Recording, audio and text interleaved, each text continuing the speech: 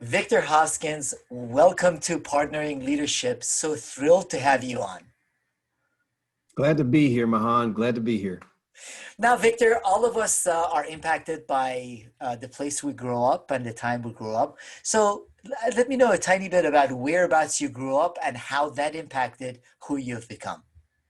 I began my life on the south side of Chicago. And for people who know Chicago, the south side is predominantly African American. Um, I grew up part of my life in a public housing project called the Dearborn Homes. They actually are still standing. They were just recently renovated, recently being in the last decade. And they're right behind the Illinois Institute of Technology. That was a campus that was right near us. But in any case, I was raised primarily by my mother, with my other 5 brothers and sisters. And my father passed away when I was a year old. So she was really the person that we kind of had mother and father for many years. And then I spent my high school years in Southern California. We moved to Southern California. My mother remarried later on in life, and we moved to Southern California, and I went to high school there. So I think that the real shaping of my life, though, happened in Chicago because, living in Chicago, living on the South Side, understanding, transportation, because really even in Chicago, the young kids take transportation. It's amazing.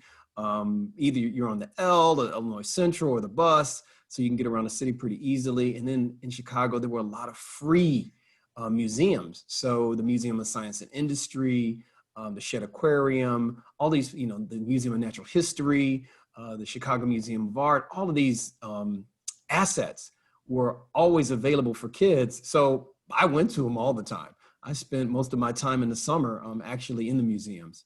And I think it really shaped the way that I understood a city. And I think most of all, though, the skyline of Chicago, because even when I was a kid, the skyline of Chicago was mighty. I think Chicago is probably the only city in the United States where people can quote a planner. And often people quote, Daniel Burnham. And he's the one that really did the redesign of Chicago. This was after the Chicago fire. It was roughly the 400th anniversary of Columbus discovering America, and it was a World's Fair. But Chicago was a whole new city at that time. It had risen from its ashes, but he used to say, make no small plans, they have no magic to really stir men's souls. And that kind of quote, that kind of thinking is what I grew up with as kind of a backdrop to almost everything that I did. Now, Victor, by almost all counts, you're an extremely successful person. So would you say that growing up in the projects had an influence on your eventual success? Yeah, I would say it did. I think there are a couple of things that, when you grow up in public housing, there are a couple of things that at least I remember. Number one, I remember, it's hard being poor. That's something that, number two, education was a route out of the projects to success. And my mother always said that to us, and we were the first generation to go to college. My mother was Italian, father African-American, and we were the first generation really from both to go to college. So she really hammered that into us. We all believed in it. Everybody in my family spent some time in college. My brother Jesse was probably the pioneer. He did, I think, accounting and marketing. And then I had a brother, Chris. He did his bachelor's and master's in art at the Art Institute of Chicago. And I was the last one. I was the trailer. I was the last child, 1 out of 6. But that understanding that if you're going to change your condition, you really have to work for it.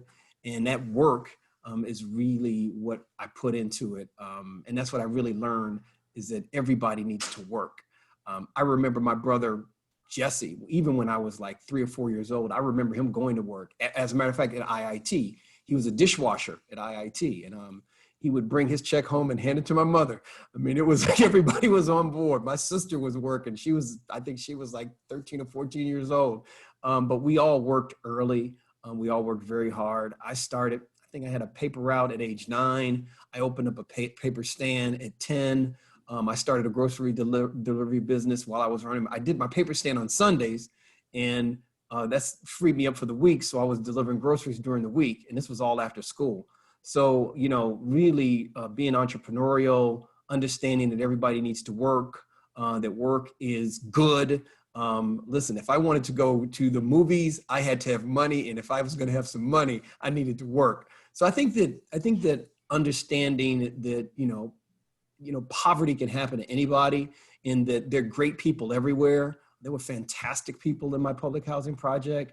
And then when we moved to working class neighborhood later on, there were great people in that neighborhood. So great people are everywhere, and you can find role models everywhere. And that's what I did. I looked for role models. I looked for people who were doing things I wanted to do. I have to tell you this story about ties. This is one of those things that, that I do remember. I think I was about 9 or 10 years old, and I was doing my paper route. I came home, late in the evening in the winter. It was freezing, and my mother said, "So what do you want to do when you grow up?" And I said, "Well, I don't want to do this." She said, "Well, what do you want to do?" I said, "I want to be like Mr. Ice." So there was this guy across the street, Mr. Ice and Mrs. Ice, wonderful family of 4.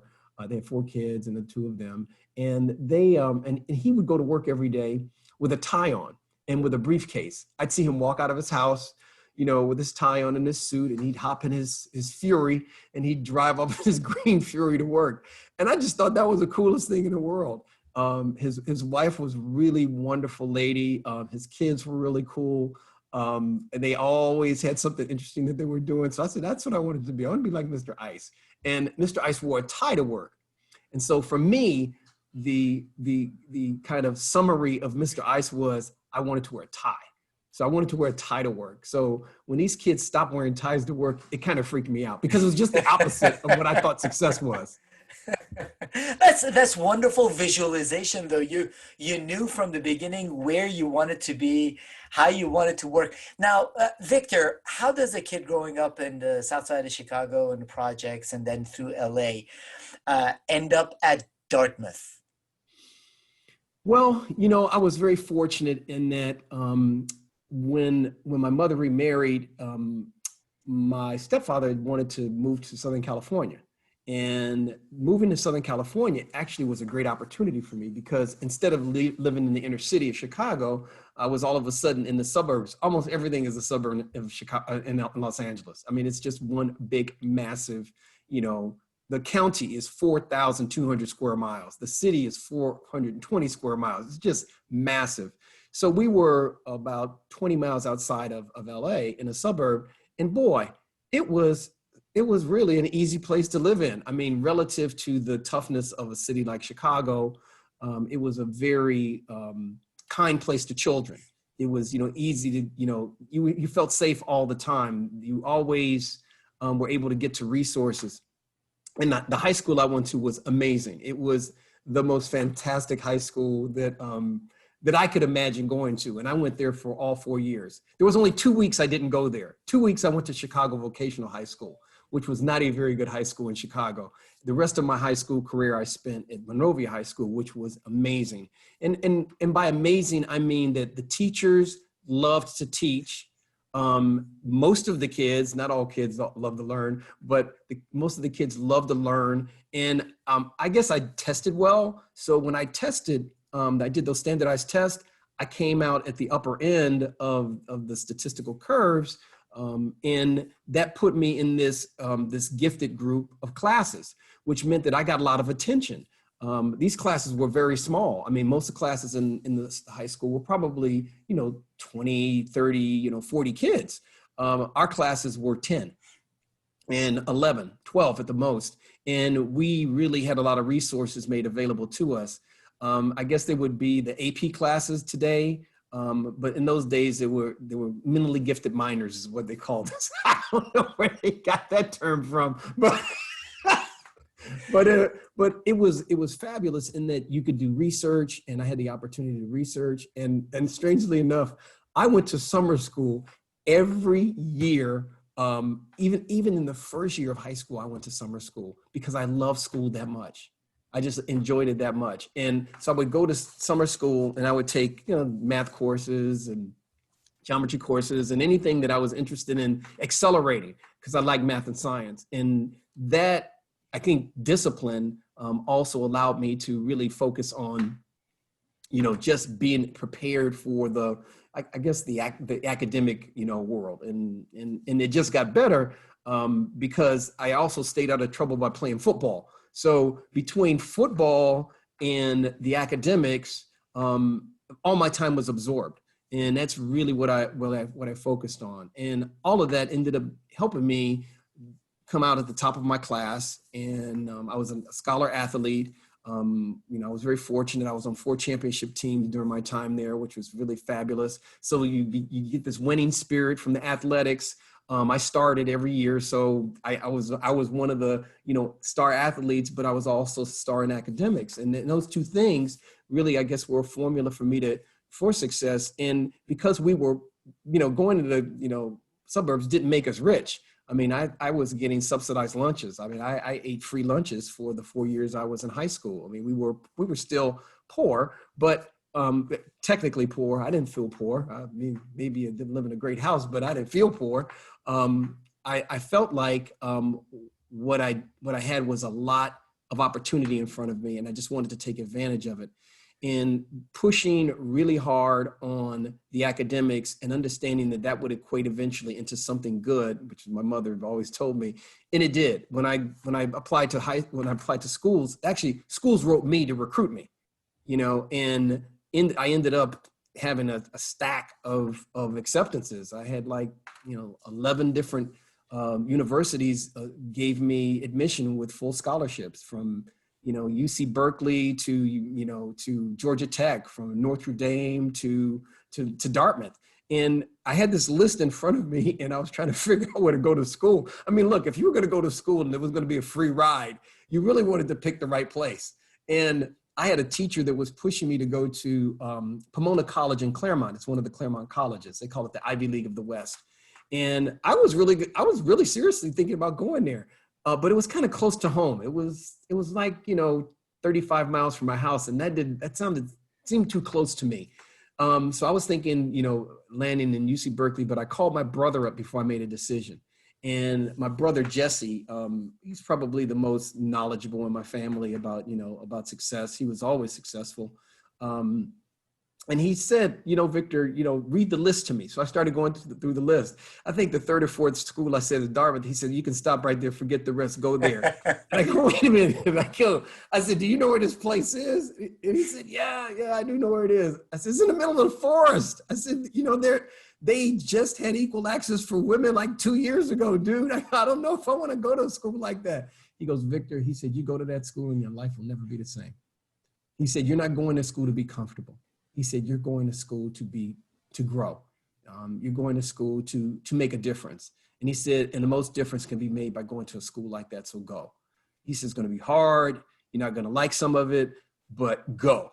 And I always follow my brother's advice. So I went, and it turned out to be a really great experience. What fabulous advice. And I know both your mom and your brother have had a significant impact on you, Victor. But also when you think about, you were in the gifted program, but you were also in the hard worker program. A gifted student that was taking summer school along with all the sports activities that you had was going through summer school. So gifted and hard worker. So you end up studying urban studies, go on to MIT for real estate. What drove you? I haven't run into too many high school students that say, I want to go to a top college and I want to study urban studies. What drove you to study urban studies? Well, it's interesting. When you're a freshman at Dartmouth, there is this thing called the Dartmouth Plan, which gives you a lot of flexibility in when you can go, because it's on the quarter system. And one of the things that they had that was required was every freshman had to take this thing called freshman seminar. And when I went to take my freshman seminar, I had this friend down the hall from me where there was an upperclassman. His name is Walter Callender. He was a year before me. So he was upperclassman, big guy, sophomore. He made it the first year. That was big enough for me. And I needed some advice. And I said, listen, I'm trying to pick my freshman seminar. I said, where should I go? Which one should I take? And he goes, well, take something that you're interested in. I said, well, and I went through the catalog, and there were only a few things that I was interested in. And I said, which one did you take? He said, well, I took urban studies. And I go, that sounds cool. What was that like? He said, well, it was on future cities. He's all about future cities. And I go, oh man, that sounds like that's right up my alley. I love cities. I mean, even though, I'd gone to school, high school in the suburbs, I'd love cities. So I said, yeah, why don't I do that? And when I took the class, it was one of those classes that really kind of gave me an interesting view of the world, because it was really there were, I think, 6 books, and you had to write a paper on each of the book. It was a paper every 2 weeks. And the books were all about future concepts of communities and cities, like Walden 2, and there were Compact City. And these were all futuristic ideas of, like, the Compact City was all about 250,000 people located in a circular structure, only occupying about 3 acre, oh no, was it a 1 square mile, Oh, and wow. leaving all the rest of the land fallow. I mean, it was like, those kinds of concepts, but it was really more about thinking, how do you think about cities? And then there were some classics in it, but, and what I wanted to do really was, I really wanted to change cities. And I was interested in design and how design affected behavior, because I felt that the design of the projects, the public housing projects, really impacted, how people felt about themselves and about the place. There were a lot of, I thought, physical signals there that were very negative, as opposed to when we moved to our working class neighborhood, there were a lot of physical characteristics that were positive. So I took up, I did do urban studies, and I did pursue, looking into redevelopment. Actually, I worked at the Boston Redevelopment Authority for a term. I actually taught in an inner city school in Pasadena, California for a term. So I took terms where I had these experiences in the urban environment. But when I studied, I was studying primarily how these physical environments affected behavior, because that was really what I was interested in. But as I became a senior, I started moving more toward the economics of urban development. And that's really how I got interested in real estate. And so when I went to MIT, I decided to focus on real estate and real estate finance as my discipline, because I felt like that would give me the strongest set of tools for being a professional in real estate development, because ultimately that's really what I wanted to be involved with. No wonder you have been so successful. You have such a broad both perspective from your personal experience, but also educational experience that supports economic development. Now, what brought you down to DC? So my wife and I moved from California 20 plus years ago now. And we moved from Southern California. I went to Southern Cal after I finished my graduate degree at MIT. And in there, I first started working for the Los Angeles Urban League. And then I worked in private real estate development for a publicly traded real estate company called Newhall Land and Farm. And then I worked for a private investor for 3 years. So I had a lot of great experiences, but my really the one that I really enjoyed was really economic development manager for the city of Long Beach. And that's where I met Jim Hankla. And I need to mention Jim Hankla before I come to the East Coast, because Jim Hankla was probably the most influential person in my professional career. He's one of the few people that I think really understood me. When I first met him, first of all, I heard about him, read about him, and then I wanted to meet him, and then I wanted to work for him. That's kind of how it went. So I ended up I left the private investor, and I went to work for Hankla, and I did that for 4 years. And while I was working for him, I really got a chance to meet someone that I wanted to be. And by that I meant he really wanted to shape cities and change them for people's overall good. That was really his focus. And economics was his tool to get there.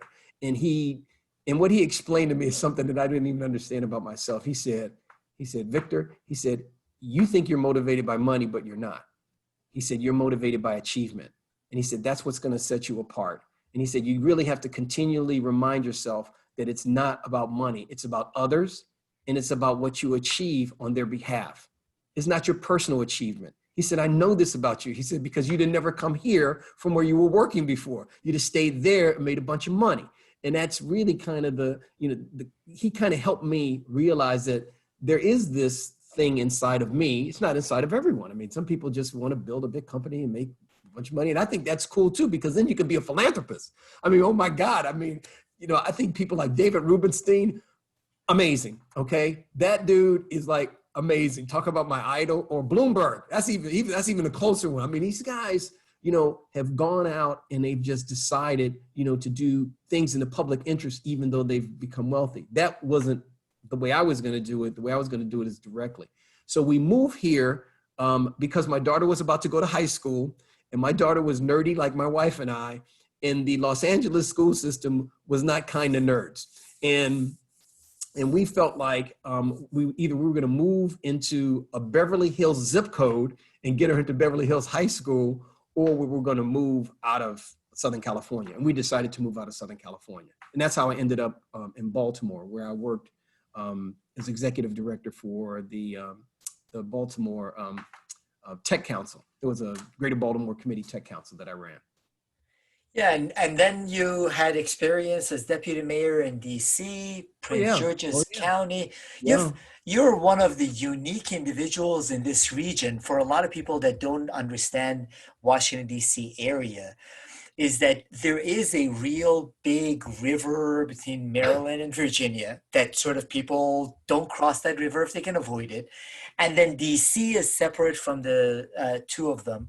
But you're one of the unique individuals that has had senior level experience in all three jurisdictions here. Yeah, I've been very fortunate. When I was in Maryland, I was asked to be part of the cabinet of Governor Ehrlich. And I ran housing and community development for the state. And that was a fantastic experience. Being a Democrat in a Republican administration was a very unique position to be in. And in the cabinet, it's even more interesting. But it was a fabulous experience. And I think what happened was through that, I developed a reputation for getting big things done in a very short period of time. We did 35,000 housing opportunities in 3 years and 6 months, and that had never been done in history. And that ended up helping me get the position in DC. DC was in trouble in 2011. The developers couldn't find equity or debt, or couldn't borrow to build, and everything had drawn to a standstill. And Mayor Gray asked me to join his administration. He said, "Victor, get these projects going." So that's what I did, and had a great time doing it. We had a magnificent team. He was an amazing leader. Again, that work ethic. The thing is, to me, at the core of everything that I've been able to do has been a strong work ethic. I believe in hard work. I think hard work is fabulous. I think hard work is just good for your spirit. But it's also good for making you tough in the tough times, because the tough times come. Like, these are tough times now. And frankly, tough times, I was built for tough times. I'm looking for them. I want them to come up on me, because that's what I want to fix. I mean, that was what DC was all about. I mean, we were able to do the Wharf, the City Center, Shops of the Dakotas, O Street Market, Union Market, just fabulous projects. And then going to Arlington, they had lost 34,000 employees. Their vacancy rate had gone from 10% to 21%, and they were in a basic disaster. And where did I go? I went to Arlington to fix Arlington. I love fixing the big problems. And, we did Lidl, we did Nestle, Gerber, Grant Thornton, CGI, Accenture, Cap One Innovation Center, and capped it all off with HQ2, Amazon HQ2 headquarters, 37,000 jobs, and, $2.5 billion investment.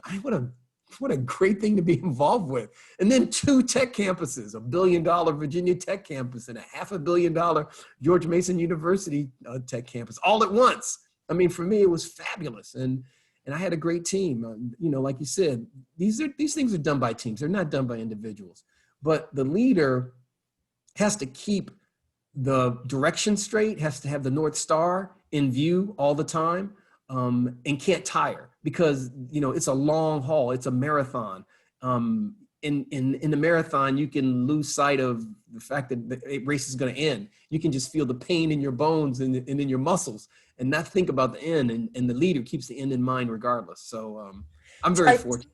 I do want to go into the Amazon win in a minute, Victor, but one of the things, you have already shared a lot of pearls of wisdom with respect to leadership, but one of the things that I really hope the listeners get out of this is your attitude and perspective lifts everyone around you up. So I absolutely adore that about you. because you can't help but be optimistic about the future, being surrounded by people like you or having a leader like you lead the organization even in tough times as it is today. It's that attitude that really infests and infects the entire organization on a positive front. But on to the Amazon win. I was actually just on a call and people were talking about the different reasons why New York ended up not being able to make it, because there are a lot of different interests, and the interests started circular shooting squad and ended up killing the New York's chances. Wow. What did you and the rest of the team do to make sure that that would become a win, both for Arlington and I would say it is a real win for this entire region? Oh, absolutely. Yeah. Thank you, Mahan. And I appreciate your comments about my optimistic view of the world, because I am an eternal optimist. My mother says I've been that way my whole life. She said I would wake up first thing in the morning, had a big old smile on my face. And it's hard to get a smile off of my face because I'm just delighted to be alive. But getting back to the Amazon experience and the kind of the why New York kind of lost the opportunity and we were able to keep our hands on it and embrace the opportunity. I think that there were a couple of things at play. Number one, the team in Arlington and in Alexandria really was a collaborative team. It wasn't just us in Arlington. It wasn't just Alexandria fighting for it or us fighting against one another for it. And even the state was involved with both of us in partnership. So I think that the fact that it was a collaboration made it strong. You know, it was a big team. It wasn't just us in Arlington. I mean, we really didn't have a big enough team to win it alone. We had to have a bigger team. So I think that that was part of it. I don't know how New York viewed it, but that's how we viewed it. We viewed it as a team effort. So that's part of it. And then understanding that you really need to keep everybody that has a stake involved informed as much as you can. And we worked really hard at that. We were purposeful about what we put in the public and what we kept private. There were some things we couldn't reveal because we were under a non-disclosure agreement. But anything that we could reveal, we did reveal. And I think that through the years, you know, I'd been at Arlington almost 3.5 years at that point, almost 4 years, and they had seen me in action and they had learned to trust me. And they had learned to trust my judgment. And they knew that it wasn't going to be a bait and switch, and that I was going to fight in their interests. One of the first things that I said this to the state leaders. I said this to the local leaders. I said this to my leaders. I said this to my team. I said, we're not buying this deal. I said, somebody can buy it and they can have it. I'm not involved in that. I am not going to be involved in that. I do not want to be involved in that because that's a totally lose proposition. I said, because someone out there is going to do something crazy, like offer, you know, multi-billion-dollar package. I got to tell you, I don't want to be part of that. And by the way, I don't think that's going to be good for the company. And I do not think it's good for our community. I said, we have a lot of power here in our community. We have incredible schools. We have amazing transportation. We have incredibly planned and really available inventory and an opportunity to grow. So for us, it was more place that had already been created and really molding that place. And listen, informing the elected officials because they have a stake in this. You cannot leave them out. Informing the community as much as possible because they have a stake in this. You cannot leave them out. And I took criticism from both sides, I must admit, from you know, even my team members at times criticized me. But what I was trying to do is strike a balance. And I think in all of this, in this business of economic development, you always have to strike a balance.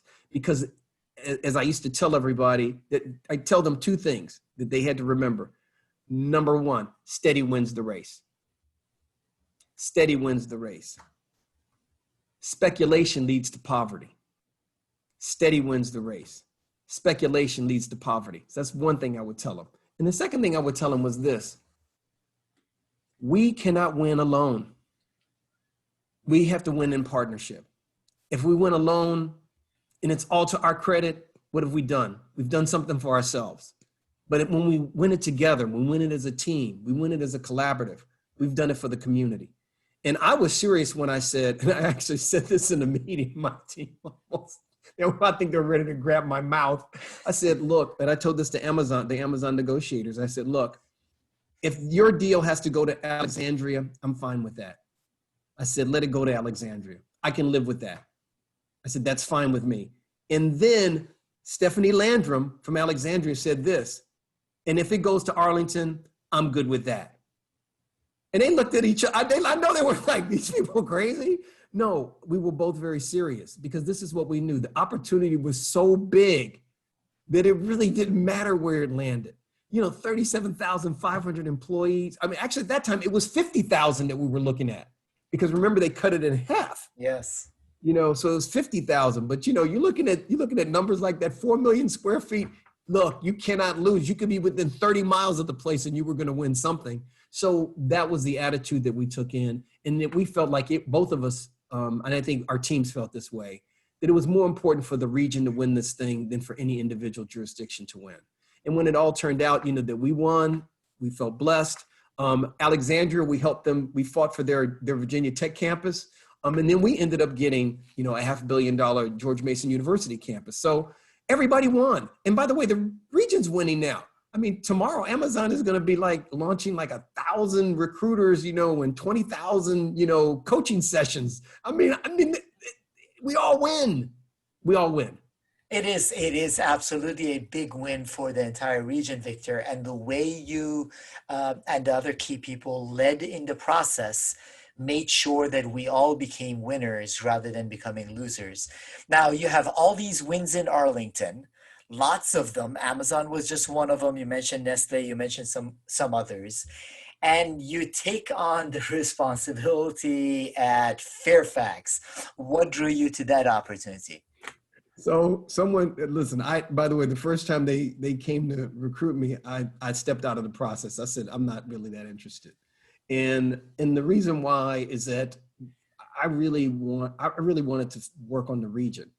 And the second time they called me and I did go through the process, they were very clear that they wanted to see a collaboration. And one of the things that I've always envisioned was a united regional entity, or even if it was just an alliance. An alliance is a big deal, but something that was in the form of we were working together. And when I took the Fairfax job, so Fairfax is the second largest suburban office market in the United States. It's 118 million square feet. The only larger one is in Orange County, California. Wow. So it's huge. 1.2 million people. It's the largest jurisdiction south of Philadelphia and north of Atlanta. Okay, so it's a big job. 400 square miles. They have offices, 5 overseas and 1 in California. So it was a big job.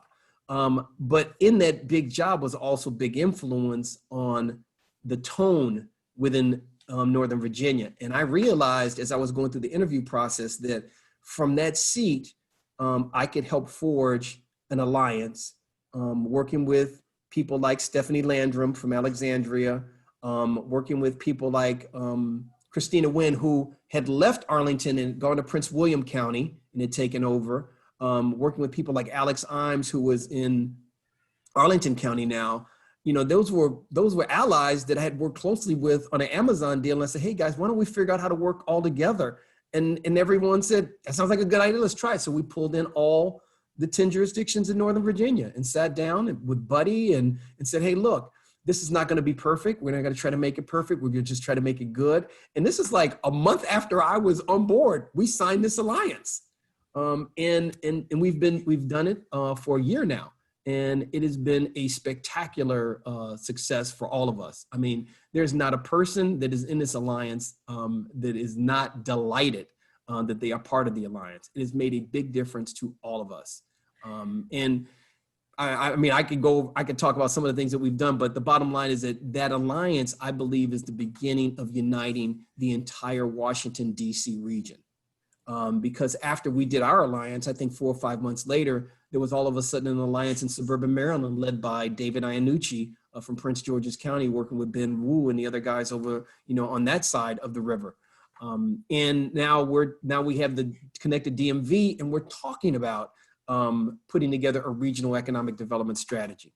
So I think that the thing that I've dreamed of, which is this united region, And why I've been dreaming of this is that this is what I do know. We're in a global competition. Everybody thinks we're in a regional competition. Wrong. I realized this years ago. I was in management consulting before I came back to the public sector to work for Mayor Gray.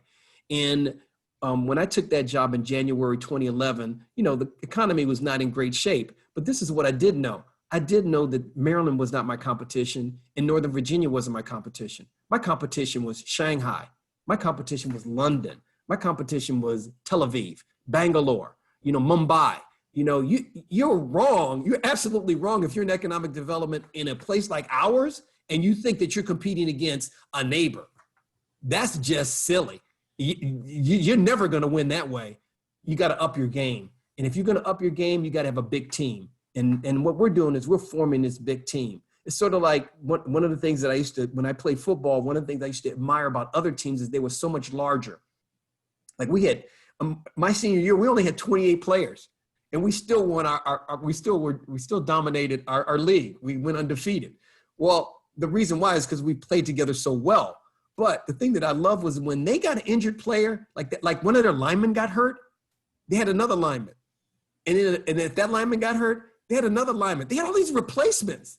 When you're just like, you got 28 people, you run out of people. Look, we can't win. We're going to run out of people when we get into competitions if we're just using our resources. So having this bigger team, having this bigger scope has really changed how we play the game and how many players are in the game.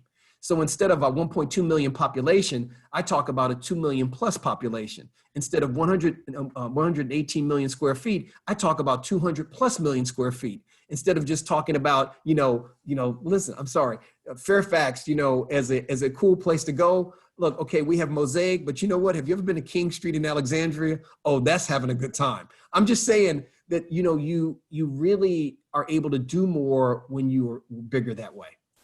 And Victor, nothing succeeds like success. So the successes you've had have laid the groundwork for the region to start coming together and pursue more successes. To your point, it is a global environment, and you drive 100 miles from this city. Most people don't know the boundaries and the jurisdictions, let alone internationally.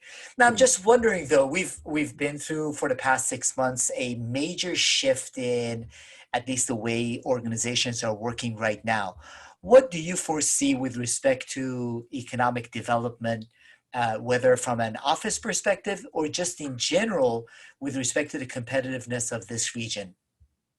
So there was something that had changed in the last 4 or 5 years in economic development anyway, which is a focus and a need to think about talent. And really the talent pipeline and that whole strategy, which Stephen Murray of the Virginia Economic Development Partnership really crafted, did an incredible job of crafting that we've taken advantage of in the state of Virginia. That piece became the critical piece for not just Amazon, but for all the other companies that would be looking at Northern Virginia as a location. And actually, forget Northern Virginia, just all of the DC region, because you get to take advantage of those institutions also. So that's one thing that changed, and that was before COVID. Boy, when COVID hit, all of a sudden, there was not even, talent and accessing talent became harder because talent couldn't visit and you couldn't visit talent. So all of a sudden you have this virtual world that we're working in. And I think that what we've done is we've actually, with our Northern Virginia Economic Development Alliance, we've done a couple of things. We now have a joint website that has a joint brand. Nova Innovation Lives Here, which is what we use to attract Amazon. Every jurisdiction, all 10 are on that website. And all the jobs that are available in Northern Virginia, which are about 80,000 right now in Northern Virginia that are available, are all on that site. And many of the employers are mapped on that site. So they can see the jobs, they can see where it is. We have, selected community tools on there. But all of this digital tool has become a center for us. We get about 20 to 25,000 hits there a month. So it gets a lot of traffic. And we drive that traffic from this local market, but mostly from other markets, Boston, Cambridge, Silicon Valley, Los Angeles, New York, and Austin, Texas. So those are the primary markets that we're driving traffic from there to here. to look at us, because there are what we call our competitor markets. But even during that, I mean, even though we had all of that going on, we created these virtual career fairs. We had one that was focused on college students in May. We had one focused on tech professionals mid-career in July. And then we had one on diversity with the Hispanic Chamber at the end of July. So we're using these digital platforms, these virtual career fairs to go after talent. To go after companies is a whole nother thing. We have these webinar series that we do that are really crafted for each market. But then we also have COVID. So we had to help companies that were here that were hurting. So we created this 12 installment workshop series. Now we're on number 11 that dealt with pivoting your company, setting yourself up for growth, accessing capital, all the things that companies need. But we did that as a team. And somebody said, how did you afford that? We shared the load. We shared the cost. How did you produce that? We shared the cost. No one had to take the burden on alone. Everybody shared the burden, which made it, actually even more powerful. So the point I want to make is that collaborative environment actually has played into what's in the future for economic development. Because see, right now, people are really realizing this. Yeah, working at home is okay, but you know what? I really need to get to the office. I really need to collaborate. I really need to work with my people. I've been stymied in some ways because I can't use my whiteboard. I used to have team members, impromptu come in my office, go to my whiteboard and put things on my whiteboard, ideas that they have. But we can't whiteboard that way. So it's harder to collaborate. How do you coach a young person for growth in your organization if you don't see them, if you don't talk to them, if you don't know what they're going through? I mean, to me, that's the missing piece. That's why we have to get back to the office. So to answer your question in brief, we will be back in the office. And I do not think that there is going to be a massive exodus from office space. I think there's going to be some shifting around. I think there will be some spreading out within existing footprints. I think on par, I think it's going to work out where this countervailing force of needing to socially distance, needing to have more people in the office is going to balance out that stay at home. And I think that this hybrid model, which I think can ultimately work for all of us in a big way, less commuting days. I mean, just imagine this. I was just thinking about this. What if I only commuted 3 days a week? Oh my God, my life would be different. And on the other 2 days, use Zoom or work from home. I mean, what about that? What is that like? And by the way, how would that be for my younger staff that has children? How's that for my older staff that, has a massive commute because they bought a house, 40 miles away or 50 miles away? My point is, I think that all of this is going to shake out in a very positive way. What I like to remind people of is, if you look back at the last pandemic, which was 1918. Wasn't around then, Victor. Pardon me? I wasn't around then. Yeah, I wasn't either. But if you read the history, okay, what came after that? The Roaring 20s, okay? Some of the greatest economic expansion in the history of our country. See, we've been through things like this before. We just don't remember. Like you said, we were not alive. And many of our parents weren't even alive at that time. So given the context, this feels new to us. We have some fears that I think are unfounded. And again, my positive nature kicks in. And I tell my team and I tell companies this. Okay, here we go. After 9/11, people told me I'm never going to fly again. I say, yeah, right. More people were flying after 9/11. Listen, pre-COVID, there were more people flying than ever before in the history of man. I mean, ever before in the history of the human race. Okay. So what happened between 9/11, and 2020? Okay. Something happened. We adjusted. We put in TSA, made us feel more secure. We put in scanning bags, which made us feel more secure. We put in dogs, to sniff bags. We did things. We put in, bionic, recognition. I mean, biorecognition. I mean, my handprint gets me back in the country instead of, somebody going through my passport. Well, we adjusted. We adjusted. That's what we're going to do. Tall buildings. Not going to be another tall building built again ever. That's what they said after 9/11. I had people tell me this. Never going to happen again. More tall buildings have been built since 9/11 than ever before in the history of man. since 9/11. What happened? We adjusted. We put in systems to protect our building. We put in systems to protect our airports. We put in systems to protect actually, we put people on planes to watch the planes. I mean, remember air marshals? I mean, come on. We do the things that we need to do to adjust. This is what Americans do the best. We innovate. We are creative. We have minds from all around the world. And those minds come here to create this innovation. I mean, a lot of our greatest inventions did not come from people who were born in America. Let's get a clue. Zoom was made by a guy that came from China. And by the way, I love some Zoom. I have to tell you, Victor, I'm going to take a clip these past 5 minutes and I'm going to replay it for myself because it is wonderful hearing your optimism, but optimism rooted in reality, rooted in experience, whether the 1918 pandemic or 9/11 or whatever other crisis, in that there are opportunities, there are people like you that have an optimistic view, work hard at it, and build even stronger and better than things were before. So I absolutely love that perspective. Now, would love to start wrapping up with getting some of your thoughts. If you were to look back and give advice to what was a very smart, very hardworking young Victor with respect to the future of professional life, what advice would you give to a younger Victor or to a younger leader wanting to become successful as you are, Victor? Well, thank you for saying that. I appreciate being considered successful. I mean, my mother's happy with it. Knowing you, I know you have many more challenges ahead and mountains you want to climb, Victor. But anyone that looks at your track record will see Thank you.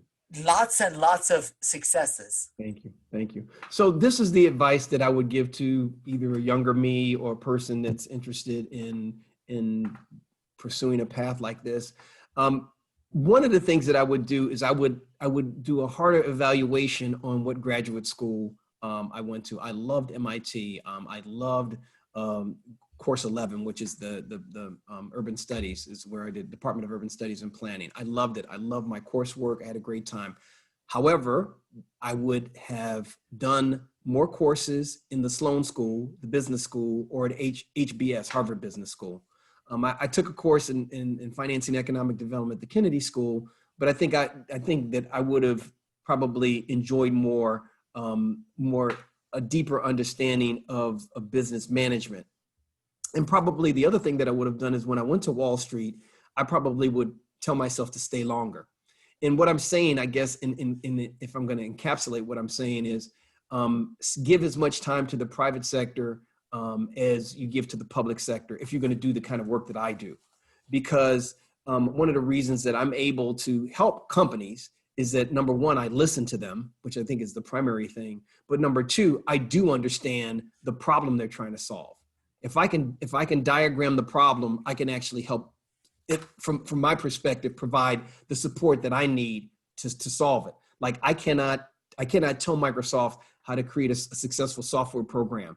But if Microsoft, like it has recently done, is going to make a decision for corporate headquarters and I'm competing against another jurisdiction, they decided to put their 400,000 square foot research and development facility with 1,500 employees in Fairfax County. Well, if they're going to make that kind of decision, I have to listen to them and understand them better. And that's why I'm thinking that even with the knowledge that I have, I would have liked to had more. And I think that's only because I just want to win more. I want to figure out how to win the ones that I lost. But I think that really giving a balance to business and public service, I think is important. And for those that are deep into business, I would suggest doing some work on the public service side, just so that you understand, like the people wonder why I'm so passionate about this work. And I tell my team this, and I've said this publicly, when I save a job, when I help create a job, I save a household. I create support for a household. Every job is a household. It's not a person. It is not a job. It is a household. And in many cases, it's multiple households. Like if you held a job in my neighborhood, You probably were not just supporting your family, but also maybe your cousin and your uncle. It just happens. It's just how families are. You know, everybody's not equally talented. Everybody's not equally resourced.